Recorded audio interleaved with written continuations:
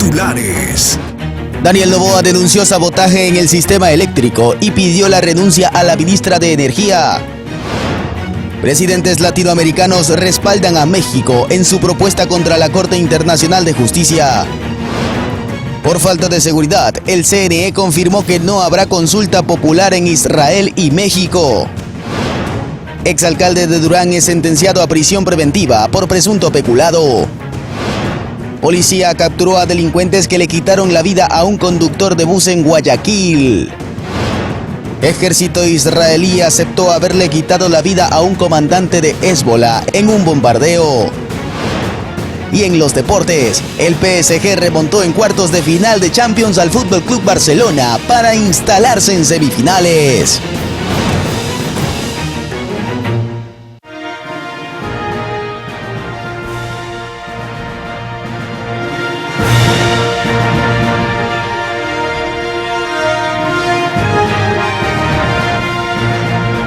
Televidentes, bienvenidos a 60 minutos de completa información.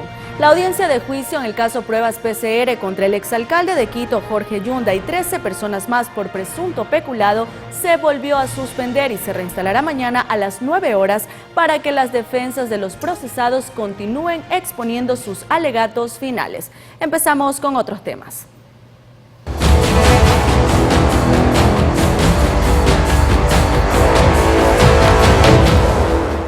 En medio de los nuevos apagones, el presidente Daniel Noboa declaró la emergencia eléctrica y solicitó la renuncia de la ministra Andrea Robo. Además, anunció que se investiga un posible sabotaje. Hoy tomamos una decisión fuerte, una vez más, porque nos toca, que es declarar en emergencia el sector energético del país. Le pedido la renuncia a la ministra. Fue la respuesta del presidente Daniel Noboa luego del anuncio oficial de los apagones en Ecuador. Y es que sin previo aviso, una vez más el país volvió a presentar cortes de luz. La situación tomó por sorpresa a los ecuatorianos, pues el viernes pasado la ministra de Energía descartó esta medida a corto plazo. Sin embargo, la cartera de Estado afín anunció que para este martes y miércoles se programan apagones en distintos puntos del país. Los horarios varían según la empresa encargada, con las que se estableció que la suspensión sea siempre en una misma franja horaria. La duración será entre 2 y 6 horas. Y a diferencia de lo que vivió el país en octubre y diciembre del año pasado, los apagones también serán durante la noche y la madrugada. A decir del Ministerio de Energía y Minas, la extensión de la sequía, el incremento de las temperaturas, la falta de mantenimiento y la presencia de niveles de caudales mínimos son las principales causas. Además, el ministro de Energía de Colombia confirmó que su país ha limitado la exportación de energía a Ecuador. Desde Semana Santa nosotros limitamos la exportación de energía a Ecuador. En este momento no estamos exportando energía porque tenemos toda la térmica en su máximo potencial de generación. El ministerio instó a la ciudadanía a disminuir el consumo de energía en esta semana crítica y afirmó que los apagones son temporales y gestionarán la demanda a nivel nacional. Pero Daniel Noboa aseguró que se trata de un sabotaje. Y asimismo hemos iniciado una investigación por sabotaje, porque hay en ciertas zonas, en ciertas plantas eléctricas, ha habido sabotaje. Nosotros no vamos a permitir que eso pase, y lo hacen de miserables la última semana antes de una consulta popular. Lo cierto es que pese a declararse el fin de los apagones hace un poco más de un mes, los cortes de luz continúan y las soluciones parecen cada vez más lejanas. Yanis Andrade, Noticias Oro Mar. Y respecto a este tema, en horas de la tarde, la Presidencia de la República anunció oficialmente a Roberto Luque, ministro de Transporte y Obras Públicas, como encargado temporal del Ministerio de Energía y Minas. Asimismo, el presidente Daniel Noboa anunció que para el mes de abril la ciudadanía cancelará solo el 50% del consumo eléctrico. Esto como una medida para reparar en cierta forma las afectaciones generadas por los apagones. Hemos trabajado hoy día desde tempranas horas Pasamos a con todos los revisar sectores involucrados, CENEL, CELEC, SENACE, para entender todas las variables que afectan esta crisis energética, la cual es el resultado de varios factores, entre ellos temas administrativos, climáticos, de planificación y de corrupción histórica. No habrá soluciones fáciles a corto plazo. Sin embargo, hemos tomado algunas resoluciones. Hoy mismo estaremos firmando un acuerdo ministerial declarando el sector en emergencia. Asimismo, hemos dispuesto la conformación de un directorio de la Agencia de Regulación y Control que ha venido dilatándose y que ha impedido la contratación oportuna de energía emergente. Ahora pasamos a revisar quién es Andrea Arrobo, responsable de la cartera de Energía y Minas desde el inicio de la gestión del presidente Daniel Noboa y quien fue removida de su cargo tras casi 5 meses. Andrea Arrobo es licenciada en Relaciones Internacionales y cuenta con diplomados en Gobernanza y Liderazgo para la Sostenibilidad y Responsabilidad Social. El presidente Daniel Noboa eligió a Arrobo como ministra de Energía y Minas, convirtiéndose así en la primera mujer en ocupar esta cartera de Estado. Fue posesionada el pasado 23 de noviembre de 2023 en el Palacio de Carondelet. Arrobo se encargó del ministerio que enfrentó los racionamientos energéticos en el país por la época de estiaje y sequía por el fenómeno del Niño. Los racionamientos comenzaron el 27 de octubre de 2023. Diariamente se vieron cortes de luz en la sierra, costa y Amazonía. La ministra también enfrentó la caída de la producción petrolera nacional entre enero e inicios de noviembre de 2023. Esto impulsó a crear una nueva ley económica urgente sobre la inversión energética en el país. Según su hoja de vida, Andrea Arrobo se graduó en 2012. De licenciada en Ciencias Políticas y Relaciones Internacionales en la Universidad Dos Hemisferios, según la CENESID. Arrobo también es máster en Estudios Internacionales, Organizaciones de Cooperación Internacional por la Universidad de Barcelona y tiene 2 diplomados. En Quito, Juan Correa Rodríguez, Noticias Oromar. Y mientras tanto, el exministro de Energía, Fernando Santos, aseguró que con el transcurso de los días los apagones incrementarán. El exfuncionario se deslindó de responsabilidades por la actual crisis energética. El Ministerio de Energía y Minas terminó reconociendo la gravedad de la situación energética. Es así que en las últimas horas no tuvo más remedio que anunciar que realizarán racionamientos de luz. Esto tras una serie de cortes registrados en varias ciudades del país desde el último fin de semana. Desde el gobierno señalaron que luego de hacer un análisis minucioso deben actuar de forma responsable y proceder a realizar racionamientos temporales para gestionar la demanda a nivel nacional. No hacerlo, añadieron, implicaría comprometer el suministro de energía para todos. El escenario es preocupante y se complicó más tras el derrame de petróleo en el río Coca, que abastece a la central hidroeléctrica Coca-Codo Sinclair, lo que hizo tener cortes de luz. El fantasma de los apagones se evidenció en el régimen de Guillermo Lasso. En ese contexto, el exministro de Energía, Fernando Santos Alvite, deslindó responsabilidades, asegurando que en el futuro la crisis aumentará. Expliqué con toda amplitud que no es problema mío el tema de la falta de energía eléctrica, que lo estamos sufriendo. Y ahorita va a comenzar algo más grave. En mi tiempo se inició en octubre, hoy estamos en abril, 5 meses antes. Así es que tomémosle con mucha seriedad. Estoy dispuesto a dar cualquier ayuda, cualquier información, cualquier consejo dentro de mi experiencia para que esta crisis sea menor. Es que el nivel del agua en Mazar, el principal embalse de agua de Ecuador, por ejemplo, en estos momentos, toca niveles críticos.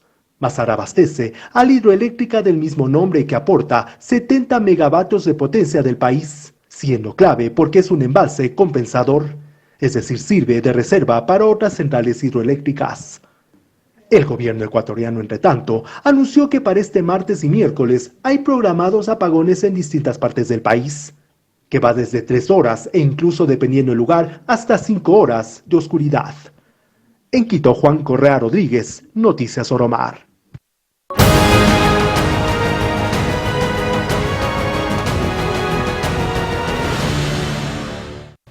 Con una misa la mañana de este martes 16 de abril, autoridades de Manta recordaron a las víctimas del terremoto de 2016 a través de un homenaje donde se hicieron presentes cientos de personas. Han pasado ya 8 años y aquella tragedia en Manta aún recuerda con dolor, pues las heridas siguen abiertas. Casi 75 segundos bastaron para dejar al Ecuador con un amargo recuerdo, pues este hecho dejó a 671 personas fallecidas y a 12 desaparecidos. Solo 113 compatriotas pudieron ser rescatados con vida. Los gritos de socorro apuraban la búsqueda y la asistencia de personas, todo bajo las réplicas que no paraban, lo que incrementaba el temor en la ciudadanía ante el peligro de un nuevo desastre, pues fueron 3.429 en los siguientes días, de las cuales 9 fueron mayores a 6 grados. El terremoto de magnitud 7,8 en escala de Richter con epicentro en Pedernales redujo a escombro casas y edificios, principalmente en las provincias de Manabí y Esmeraldas. En el puerto pesquero fueron 209 las víctimas que hasta el día de hoy son recordadas por la ciudadanía en general, pues sus nombres están plasmados en el Parque El Rosario de la parroquia Tarqui, el corazón de la zona cero. Ahora conozcamos cuál es el estado de las obras de la reconstrucción 8 años después del terremoto del 16 de abril de 2016 que marcó la historia de Manabí y Esmeraldas. El Hospital de Bahía comenzó a atender luego de 6 años del terremoto, mismo que se atrasó por problemas de terreno, ya que no estaba a nombre del Estado. El Hospital de Manta fue entregado en enero de 2023 y que hace poco fue donado con equipos para fortalecer la atención médica, mientras que el de Pedernales fue entregado hace un par de meses en medio de problemas como moras estatales o incumplimiento con el pago de planillas a los contratistas. Según el Ministerio de Transporte y Obras Públicas, hasta diciembre del 2023 se invirtió $2.373,3 millones en la reconstrucción. Gran parte de este monto proviene de la recaudación de la Ley de Solidaridad, pero no todo se ha usado luego de 8 años. Un supuesto desvío de fondos motivó una investigación por parte de la Fiscalía General. En esta trama de corrupción están vinculados Jorge Glass y exfuncionarios de entidades públicas. Pero el Fondo de la Reconstrucción aún cuenta con recursos. Según el Ministerio de Finanzas, a febrero de 2024 esa cuenta tenía $117 millones, pero es que el desastre fue tal que aún en el presupuesto general del Estado del año en curso se asignó $104 millones para obras relacionadas con la reconstrucción. No obstante, el Ministerio de Transporte y Obras Públicas ha señalado 11 obras con asignaciones por 58 millones. María Emilia Vera, Noticias Oromar. Asimismo, a 8 años del terremoto, aún falta construir el 5º puente de la vía Manta-Coliza. Terminarlo cuesta cerca de $5,2 millones. 8 años han pasado desde el fatídico terremoto del 16 de abril del 2016. La millonaria vía Manta-Coliza en Manabí, prometida en el gobierno de Rafael Correa por parte del Ministerio de Transporte y Obras Públicas, aún se encuentra inconclusa. Tan solo se han entregado 4 puentes de los 8 que estaban contemplados. La 5ª plataforma actualmente tiene un 50% de avance y faltan 5,2 millones para terminarlo. La historia de esta vía empieza en 2017, a tan solo meses de que concluyera el gobierno de Correa. En un inicio el presupuesto era de 83,6 millones, pero por obras complementarias, el monto se incrementó a 99,8 millones. Se prometían 8 puentes a desnivel, ampliación de la vía, 6 kilómetros de ciclovía y 7,2 kilómetros de carriles de servicios nuevos, que debían estar listos en 2019. Pero para ese año no estaba ni el 55% terminado. La vía quedó en ese entonces en abandono. En mayo de 2022, la Contraloría confirmó 3 glosas por $37,8 millones a la constructora del proyecto. Actualmente hay un proceso judicial en contra del ex vicepresidente Jorge Glass, quien se encuentra recluido en la cárcel La Roca en Guayaquil. Carlos Bernal, ex secretario del Comité para la Reconstrucción por las Obras del Terremoto, y otras 7 personas más en el denominado caso Reconstrucción de Manabí. A la fecha solo se habla de 5 puentes. Los 3 restantes ya no serán construidos. Estos estaban contemplados en la tejedora, al ingreso de la refinería y otro frente al centro geriátrico. Mirly Macías, Noticias Oromar. Y en torno a este tema, el presidente de la República, Daniel Noboa, visitó Manta para realizar la entrega de vitrinas con tecnología de aislamiento sísmico. En total serán cerca de 49.000 bienes arqueológicos, restos óseos y objetos paleontológicos, los que a partir de este 16 de abril de 2024 estarán protegidos contra movimientos telúricos. Dichas vitrinas son las primeras en instalarse en el país, permitiendo mantener en mejores condiciones los bienes patrimoniales para que las futuras generaciones puedan conocer sobre cultura e historia en los museos de Manabí.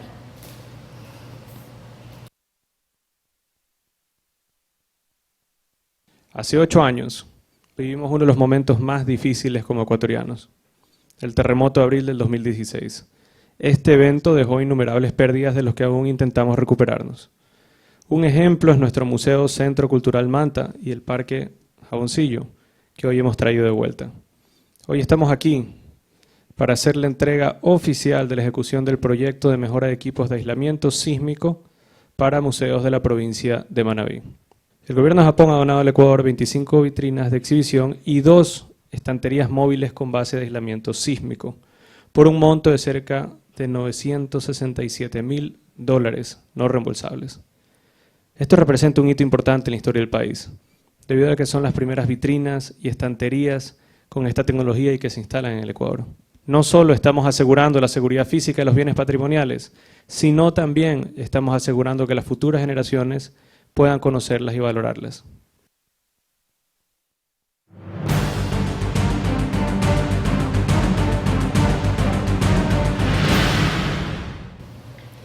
Finalmente se suspendió la consulta popular y el referéndum en México e Israel. Además, existe preocupación por la jornada de votaciones en medio de la declarada emergencia eléctrica.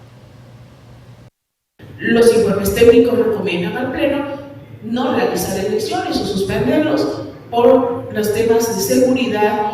Lo adelantó la presidenta del CNE en un conversatorio con medios de comunicación y luego en una sesión del Pleno se resolvió.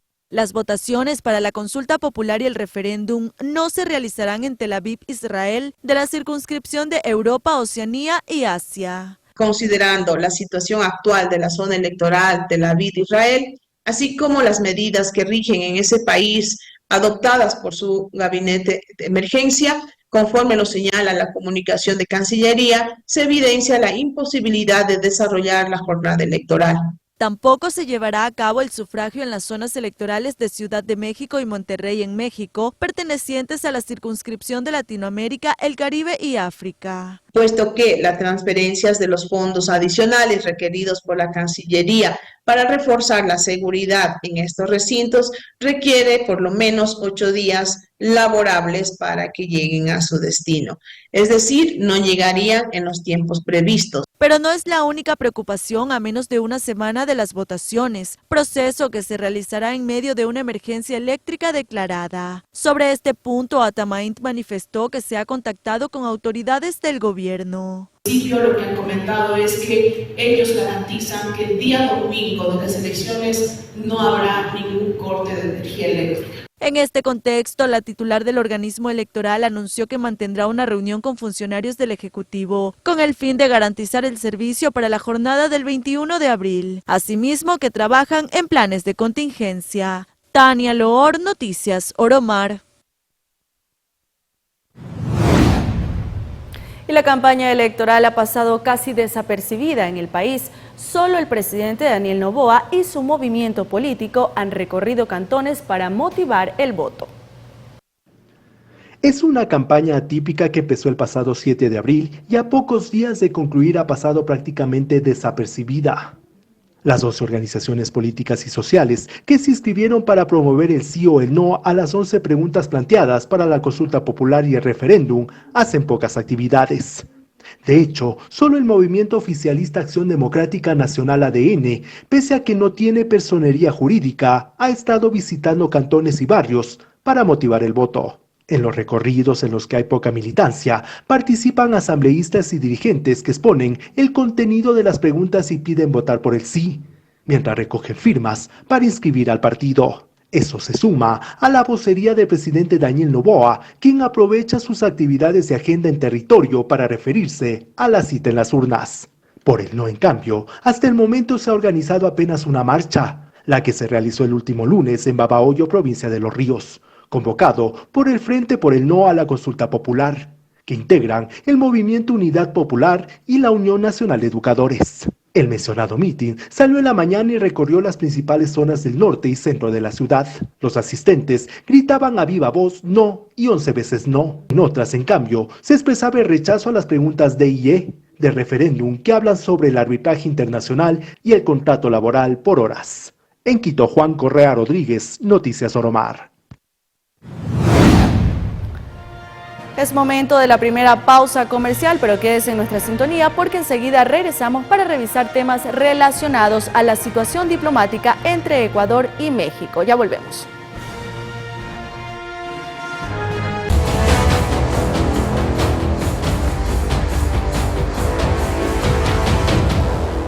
Estamos de vuelta para contarles que solo 9 de los 33 representantes miembros de la Comunidad de Estados Latinoamericanos y Caribeños, CELAC, asistieron a la reunión virtual este martes. El principal ausente fue el primer mandatario ecuatoriano, Daniel Noboa.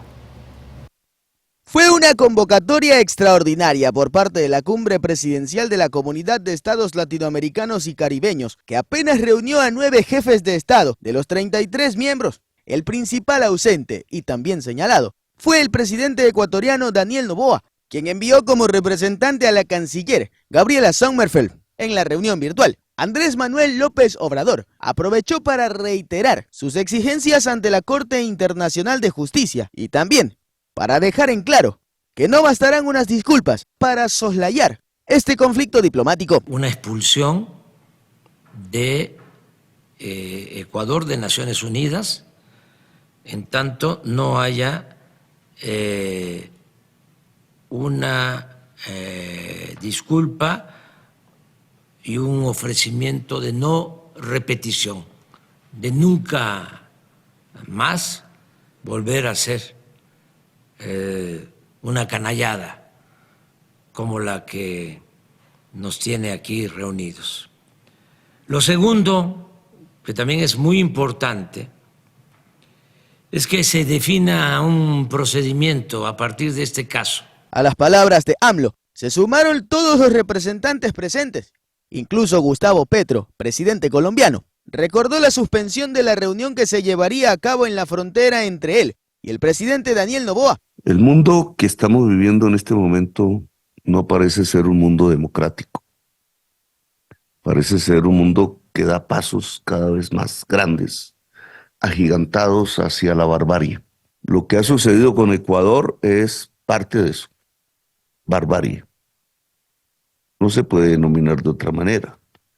Comparativamente no es igual a lo que sucedió con la embajada de Irán o a lo que está sucediendo con Gaza. No es comparable, pero tiene que ver con lo mismo. De los 9 representantes presentes, todos coincidieron y apoyaron la petición de Andrés Manuel López Obrador, aunque para el actual mandatario ecuatoriano ya habría una solución. Invitaré al presidente Obrador a comer un ceviche. Probablemente lo hagamos junto a unos tacos y hablaremos. Al finalizar la convocatoria, Xiomara Castro, presidenta de Honduras y también presidenta de la CELAC, ratificó el compromiso de los países que integran esta cumbre presidencial y además instó al gobierno ecuatoriano devolver a Jorge Glass a la embajada mexicana, además de proveerle el salvoconducto para el debido asilo político en México. Ligner Mendoza, Noticias Oromar. Mientras tanto, el gobierno venezolano informó que cerró sus sedes diplomáticas en Ecuador tras el asalto a la embajada mexicana. He ordenado cerrar nuestra embajada. El presidente de Venezuela, Nicolás Maduro, ordenó el martes el cierre de las sedes diplomáticas de su país en Ecuador, casi 2 semanas después del asalto de la policía de ese país a la Embajada de México en Quito. Las fuerzas de seguridad asaltaron esa embajada el 5 de abril para arrestar al ex vicepresidente ecuatoriano Jorge Glass, acusado de corrupción y a quien el país norteamericano había otorgado asilo político.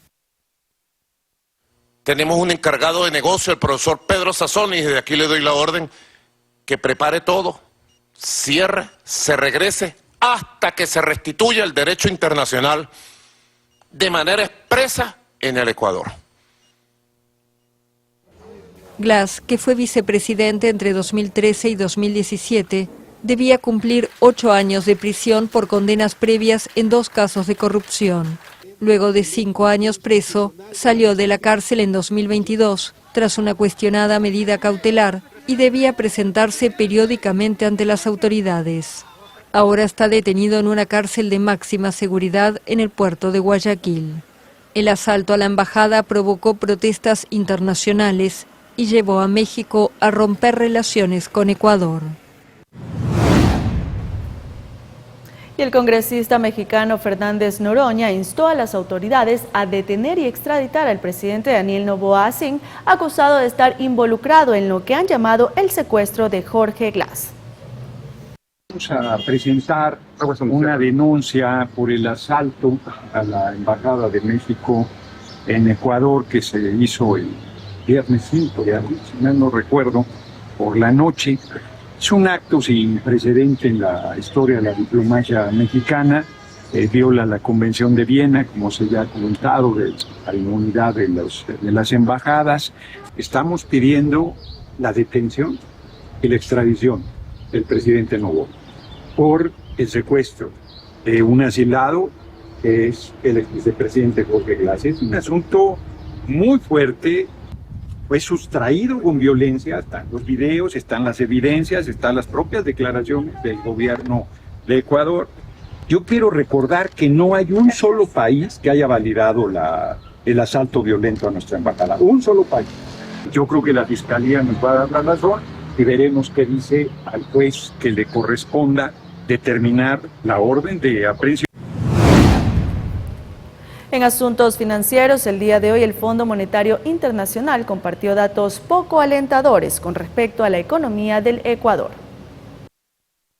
El Fondo Monetario Internacional presentó este 16 de abril, durante las reuniones de primavera realizadas en Washington, Estados Unidos, el informe de perspectivas de la economía mundial. En dicho documento, el multilateral proyecta que la economía de Ecuador crecerá apenas un 0,1% en 2024, es decir, prácticamente habrá un estancamiento, y que en 2025 habrá una leve recuperación con un crecimiento de 0,8%. En octubre de 2023, el organismo proyectaba que el Producto Interno Bruto del país crecería 1,8% en 2024. Contrastándolo con el informe recientemente presentado, se puede notar una reducción considerable de la perspectiva. Adicional a esto, se prevé que la inflación en 2024 será de 1,4%, la más baja de la región, y que la tasa de desempleo se ubique en 4,2%. Asimismo, según el FMI, la economía de Ecuador crecerá muy por debajo del promedio de la región, pues se prevé que en 2024 América del Sur crezca 1,4% y para Centroamérica la proyección es un crecimiento de 3,9%.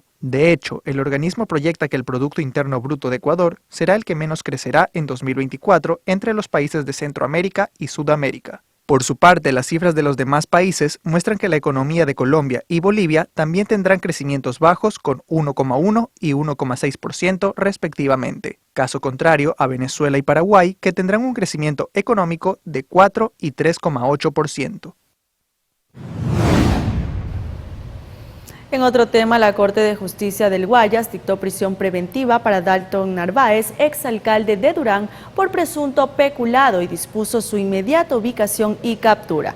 Narváez, quien fue alcalde de Durán en los periodos 2008, 2014 y 2019-2023, es investigado por los contratos de agua potable en los pozos del sector El Chobo, que abastece de líquido vital al cantón. La audiencia de formulación de cargos se realizó vía telemática. Él no estuvo presente, pero sí su defensa técnica. El 28 de octubre de 2023, Narváez fue víctima de un atentado en que uno de sus guardaespaldas fue asesinado cuando participaba de un evento deportivo en la vía a Salitre.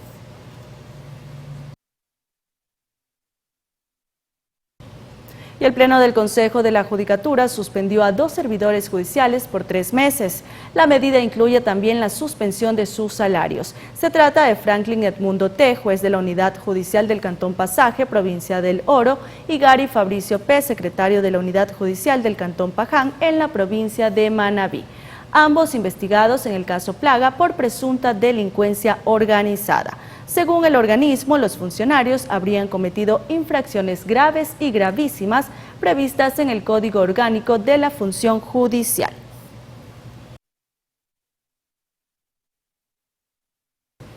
La prefectura de Chimborazo recibió un primer contingente con 14 nuevas volquetas. La administración provincial busca ahorrar recursos y así trabajar de forma directa y no por medio de consorcios o contratistas.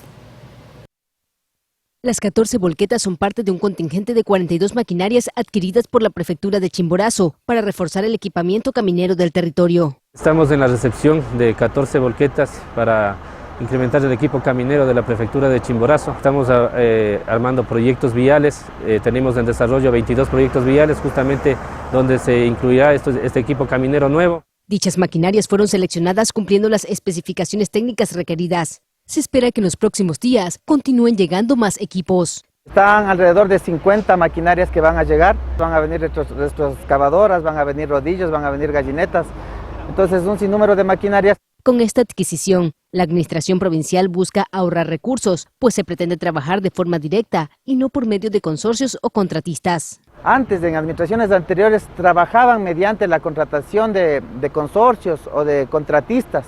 Ahora estamos trabajando por obra directa. Eso va a permitir el ahorro de recursos en cada proceso, en cada planificación. La inversión se la realizó con el objetivo de mejorar la infraestructura vial, facilitar la movilidad y con ello impulsar el desarrollo económico en la región. María José Pino Argote, Noticias Oromar.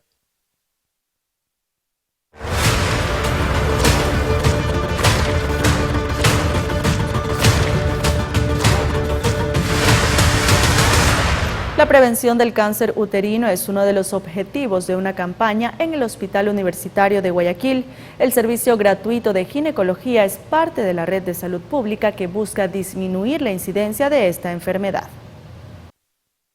Por su alta incidencia, al cáncer cérvico-uterino se lo llegó a denominar entre la comunidad científica como la otra pandemia, y es que a nivel mundial ocupa el cuarto lugar como causa de muerte por cáncer. En Latinoamérica es el tercero y en el Ecuador es el segundo cáncer con mayor índice de mortalidad. Incluso, según últimas estadísticas, le pelea el primer lugar al cáncer de mamas. Los síntomas que nos pueden llevar a una alerta de que esté pasando algo a nivel de la parte ginecológica, en este caso el cuello uterino, es que la paciente presente molestias genitales, alguna secreción vaginal, sangrados inusuales, pérdida de peso o algún indicio de que en su estudio de citología cervical presenta alguna lesión precancerosa. Recientemente en el Hospital Universitario se desarrolló un congreso con la finalidad de hacer promoción de salud y entregar información preventiva a la comunidad. Hablamos de que el factor que provoca el cáncer cervicuterino es el virus del papiloma, es decir, que se debe a un problema de transmisión sexual. Sin embargo, hay otros factores que tenemos que considerar, por ejemplo, el estado inmunológico de la paciente, el inicio de vida sexual, número de parejas que ha tenido, mucho se habla ahora de la microbiota vaginal, es decir, el estado natural de la mujer, cómo puede defenderse frente a las diferentes patologías. La experiencia del doctor Sotomayor lo lleva a buscar la mejora continua en la atención, crear conciencia en la comunidad para cambiar hábitos y que la consulta y los exámenes sean oportunos. Es el gran desafío, pues solo así se podrá disminuir la tasa de mortalidad de la enfermedad. Cristian Arias, Noticias Oromar. Con esto hacemos una nueva pausa comercial y enseguida volvemos con algunos sucesos reportados en las últimas horas. Quédese con nosotros.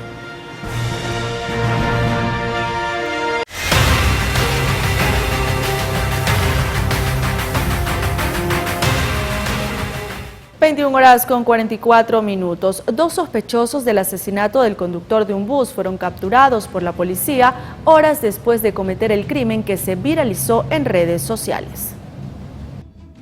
Causó conmoción aquel video registrado por la cámara de seguridad del mismo bus de la línea 45, en el que se aprecia que no conforme con haberle robado a todos los pasajeros y aunque el conductor ni siquiera puso resistencia, le dispararon sin piedad, arrancándole la vida en presencia de su hija. Al siguiente día, en la estación de la 45, todos comentaban el crimen de Chambers y la 41, Los compañeros del volante apenados por la muerte del colega, mientras los usuarios temen subirse al bus. ¿Qué se sabe del compañero caído? Está mal, en el hospital Guayaquil.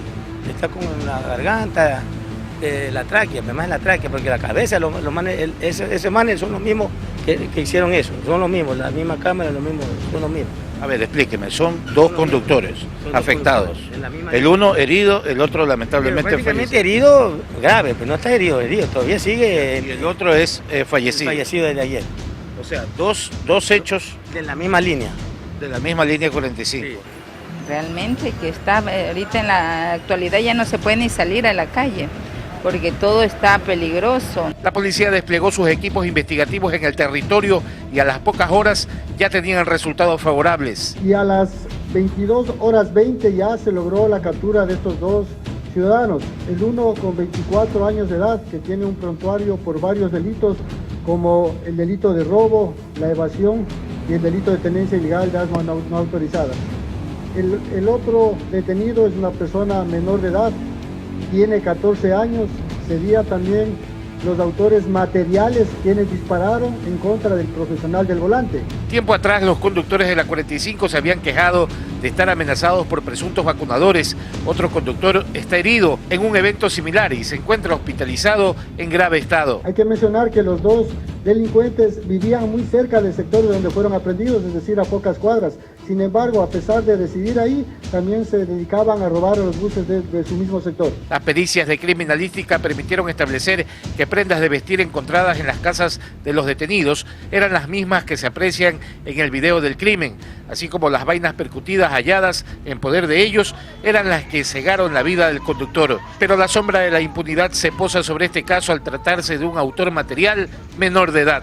El asesinato de estas personas y la utilización de menores para este tipo de delitos es lo que preocupa a la Policía Nacional. Al hablar de una legislación garantista, que prácticamente el grado de impunidad por ser menores de edad es con las que se cobijan para ejecutar estos delitos viles como el asesinato que se realizó el día de ayer. Medidas socioeducativas podrían ser dictadas contra el menor asesino, quien fue aislado, como lo señala la permisiva ley vigente en nuestro país, cuyo espíritu proteccionista para algunos raya en lo que popularmente se conoce como alcahuetería. Cristian Arias, Noticias Oromar. Un hombre fue encontrado sin vida en una cancha deportiva ubicada en Manta, provincia de Manabí. Apenas amanecía cuando moradores del barrio Horacio Hidrobo de Manta se llevaron una gran sorpresa al encontrar un cuerpo sin vida al interior de una cancha. De inmediato dieron alerta a las autoridades, quienes se hicieron presentes en el sitio para investigar lo sucedido. La víctima fue identificada como Carlos Jaramillo, de aproximadamente 27 años de edad. Familiares manifestaron haberlo visto un día antes de su muerte. Dice mi mamá que lo vio hasta como a las 11 de la noche, que andaba para adentro y salía, no sé nada más, y él salió a esa hora. Pero los policías dicen que esa hora no ha sido la muerte de él, ha sido más temprano porque está ya, está moradito y está tiesito, ya está duro. Está. Tiene 27 años, ¿no? Sí. No deja ahí. No, él no deja bebé. Es soltero, sí, es soltero. Él trabajaba con el papá, se iba a vender pescado y a veces se iba al taller de un sobrino mío que tiene un taller, se iba al taller de moto. El cuerpo del hombre fue trasladado en un carro de medicina legal hasta el centro forense de la ciudad para que le realicen la respectiva autopsia y determinar las causas de su muerte. Aparentemente, el cuerpo del ciudadano presentaba señales en la parte del cuello, por lo que no se descarta que haya sido asfixiado. Mirly Macías, Noticias Oromar. Pasamos a revisar imágenes de cámaras de seguridad. En Guayaquil, sujetos desconocidos secuestraron al director de una escuela de la cooperativa Francisco Jácome. Los individuos llegaron a bordo de un vehículo y apuntaron con sus armas de fuego a la víctima, quien trató de poner resistencia. Finalmente, los antisociales lograron subir al ciudadano al automotor para posteriormente llevárselo. Lo más curioso de este hecho es que los secuestradores tuvieron tiempo hasta de llevarse un televisor.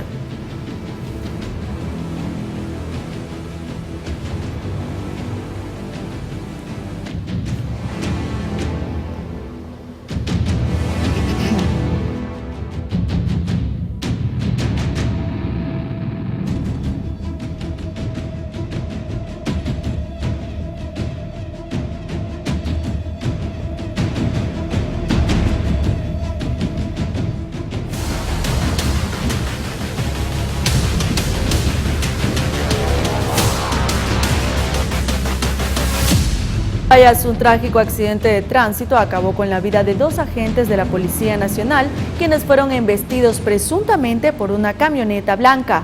En las imágenes se observa cómo ciudadanos tratan de socorrer a uno de los agentes, mientras que uno de los presentes comentó que incluso habrían sustraído las armas de las víctimas. Las motocicletas en las que se trasladaban quedaron en la calzada y luego fueron llevadas en una unidad policial.